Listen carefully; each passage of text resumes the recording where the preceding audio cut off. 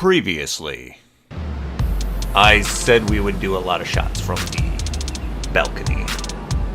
The best views in all of Makati. Sunburns, and I'm too pale to stay in the sun.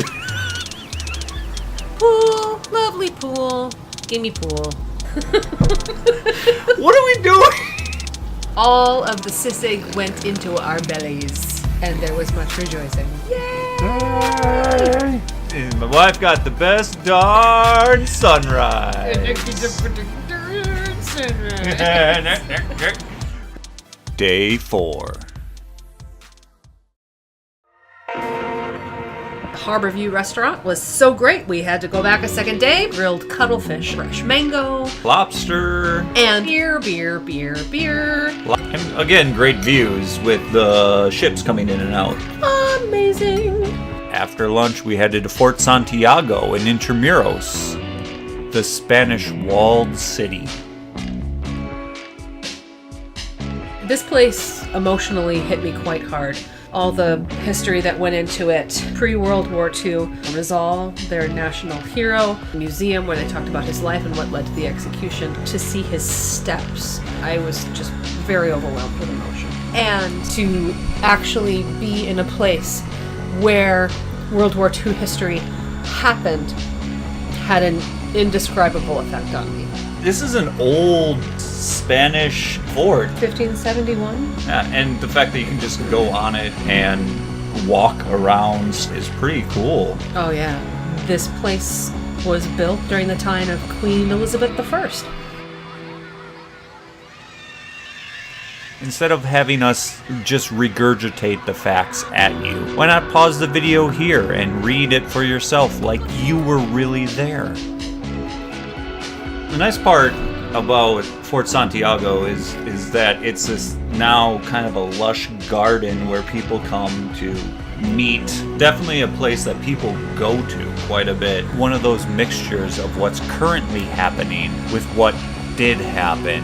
And it's a beautiful melding of the two. My camera didn't do well in the low light of the museum. Take the time to go through this and see it. The museum is not very long, and before you know it, you're back outside on the walls, walking on and within the amazing history of the place. You look over one wall and you see the historic buildings and the structure still standing. You look over the other side of the wall and you see the modern world around you. It's hundreds of years of history all combined in one place. Oh, these dungeons. This was the part where I really started to melt down. The stories that were told about the people in these dungeons. I was quite upset.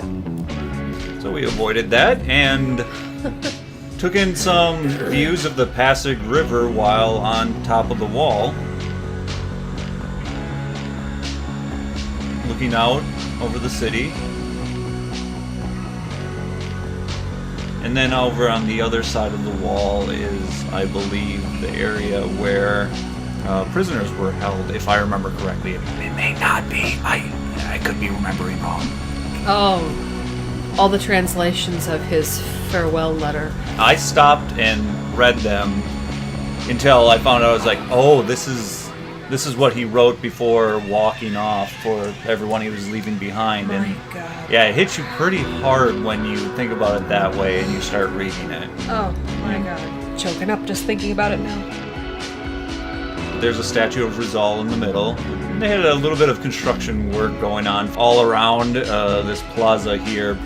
A lot of people come here to take their pictures, and why wouldn't they? The setting is perfect for that.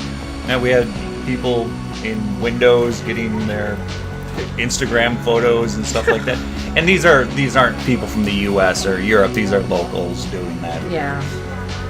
And they're accustomed to this setting, so that's probably why they aren't as affected by it, because they know the story already. But as a newcomer coming in, that I felt shell-shocked. And then that's the pathway that leads to the U.S. barracks. Yeah, so they were doing some, I guess, reconstruction, fixing up the area of the barracks, and you couldn't walk up to them. Last time I was here, you could walk up, sit on some benches with statues of MacArthur and some other people, and you're right up by the building, but they had it all fenced off. So we did the next best thing, is that we went up on the wall and got it close to the barracks. During World War II, right? United States soldiers were housed, and to see the bullet holes from the gunfire from World War II, that was another suck me in the gut kind of feeling. Because in the States, we're so physically removed from that. It's a hell of a thing to look at it up close, and I think that every American should go look at something like that up close, because it's our history too. Oh, see? More bullet holes in the wall. Wow. I just was stunned by that. That's good that they're cleaning it up. And I doubled back because I wanted to get some video of inside here, because I like this place. Yeah. It's pretty cool just to go into this. I think it'd be a storage area originally. They said it was a warehouse. Yeah, but you can see all the different sections where they fixed it up over the time that it's been there. And that it's still standing, still holding. And that tarp over the top really kind of gave it a very cool glow. That the lighting on the inside was very cool because of that tarp.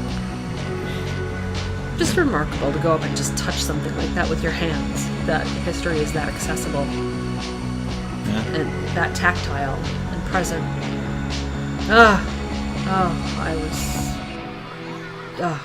Up close and personal with something from the 1500s.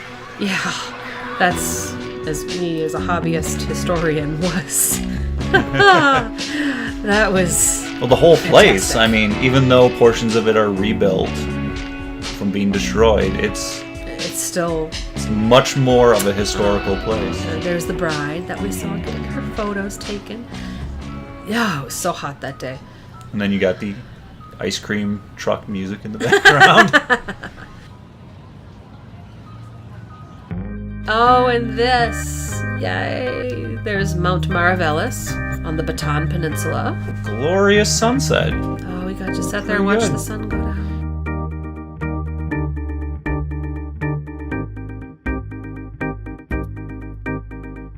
And then I forgot I had the TV on, and we start seeing reflections from the TV. Only for a second. Until I catch it and go, whoops. And then in the corner, whoa, it's the fireworks show. Yeah, the fireworks at the water park. And then the Oarhouse. Before calling it a night.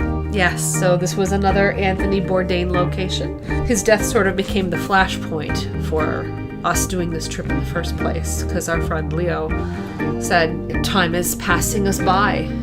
If we don't do it now, if we don't do this now, when are we going to do it? When are you coming?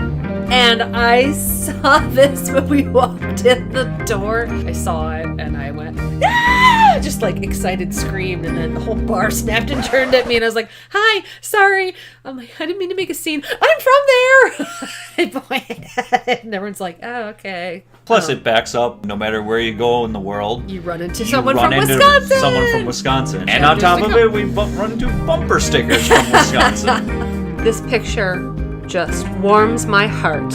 I love these two people. Thank you for everything, Leo and Veronica. Thank you. A couple 2, 3, 4 San Miguel's. Yeah, we drink those good beers, Yeah. You gotta do like the Wisconsins do when you're out of the state and out of the country. Well, it's just doing your cultural due diligence.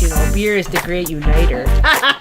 Yeah, so if you like the video, hit that there with subscribe button. That bell button does sometimes. Yeah. I don't have a good... No, you don't. No. I don't understand that. I can't do it. You grew up here your whole freaking life and you can't... I resist. Well, the end.